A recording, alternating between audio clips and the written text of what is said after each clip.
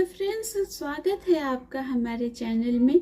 Friends, आज हम बात करने वाले हैं इंडियन एविडेंस एक्ट के पार्ट 2 के ऑन प्रूफ चैप्टर 4 में। तो फ्रेंड्स, आइए हम बात करते हैं कि चैप्टर 4 जो है इंडियन एविडेंस एक्ट का, वह क्या कहता है। तो फ्रेंड्स, चैप्टर 4 में जो है वो दो सेक्शन है, सेक्शन 59 और 60। तो सेक्शन 59 जो है वो कहता है, तो फ्रेंड्स आइए बात करते हैं सेक्शन 59 के बारे में। तो सेक्शन 59 जो है क्या कहता है। सेक्शन 59 बोलता है proof of fact by oral evidence के बारे में। तो इसमें क्या कहा गया कि all the fact except the content of any document or electronic record में be proved by oral agreement.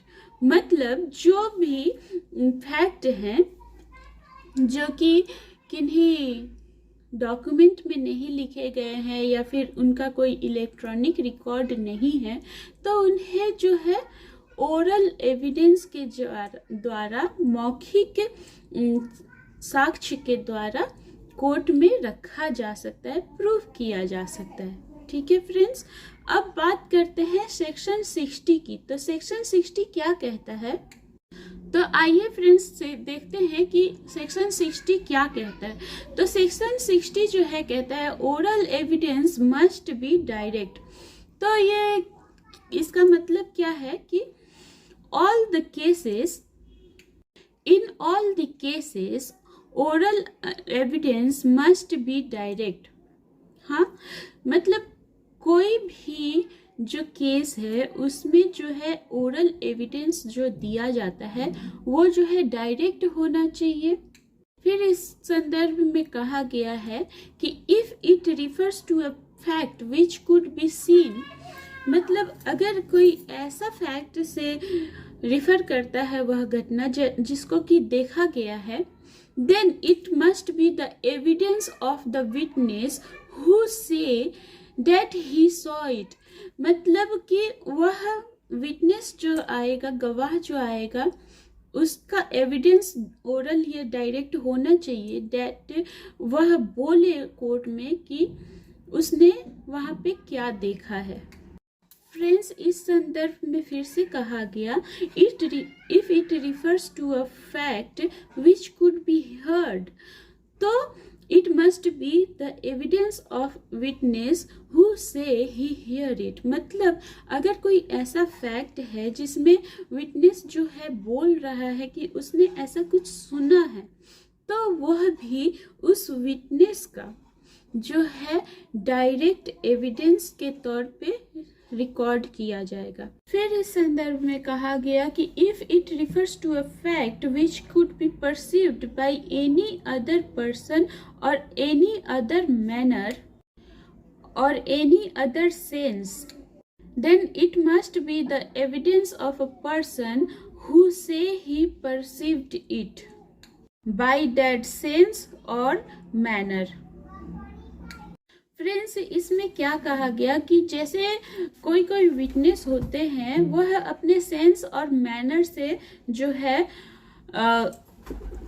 बयान अपना देते हैं, उसे भी ओरल एविडेंस माना जाएगा, डायरेक्ट ओरल एविडेंस माना जाएगा। जैसे एविडेंस एक्ट के सेक्शन 119 में जो डम विटनेस की बात की गई है, तो उसमें क्या होता है कि विटनेसेस जो हैं वह आई विटनेस होते हैं और वो लोग जो है अपने मैनर, मतलब उन लोग के एक डेफिनेट साइन होते हैं बोलने के, जैसे भी वो लोग हाथ से या इशारे से बोलते हैं, तो उस मैनर को या फिर उस सेंस को एक मतलब डेफिनेट बॉडी लैंग्वेज से एक्सप्रेस किया जाता है, जिसकी अलग से मतलब पाठशाला होती है डीफ एंड डम्ब लोगों की। तो उनकी भी जो ये विटनेस होगी, उन्हें क्या होगा कि डायरेक्ट ओरल एविडेंस की कैटेगरी में ही रिकॉर्ड किया जाएगा। नेक्स्ट बात की गई है if it refers to an opinion और the ground on which that opinion is held must be the evidence of the person who hold those opinion on those ground. मतलब जैसे कि कोई भी ट्रीटीज होती है या फिर सेल होता है, तो उसमें क्या होता है, कुछ एक्सपर्ट ओपिनियंस होते हैं, तो उसमें क्या होता है कि वो ओपिनियंस पहले से अग्रीड होते हैं और लिखित टर्म में होते हैं। तो जो उन ओपिनियंस को होल्ड करता है जो पर्सन, वह उनका एविडेंस होता है।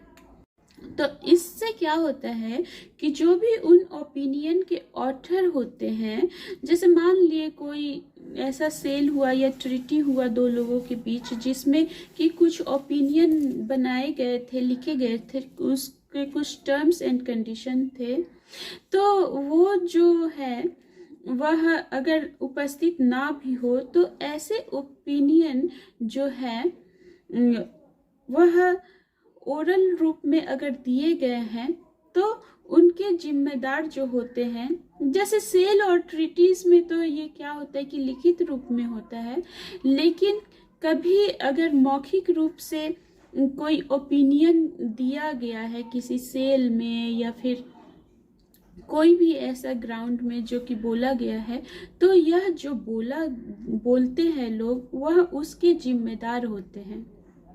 तो फ्रेंड्स, ऐसे ओरल एविडेंस जो होते हैं, जो ये दिए जाते हैं पार्टीज की तरफ से, तो अगर कोर्ट को लगे कि यह मतलब ठीक है इस मामले की प्रोसेसिंग के लिए, तभी वह एक्सेप्ट करती है। तो फ्रेंड्स, यह हुई बातें ओरल एविडेंस के बारे में और क्या क्या कंडीशंस वहाँ पे प्रिवेल करती हैं उनके बारे में। तो फ्रेंड्स, आई होप कि आपकी अंडरस्टैंडिंग क्लियर हो पाई होगी। तो फ्रेंड्स, अगर आपको यह वीडियो पसंद आई है तो जुड़े रहे चैनल से हमारे, और हमारे नेक्स्ट वीडियो का इंतज़ार करें। तब तक मिलते हैं आपसे नेक्स्ट वीडियो में, तब तक के लिए बाय बाय।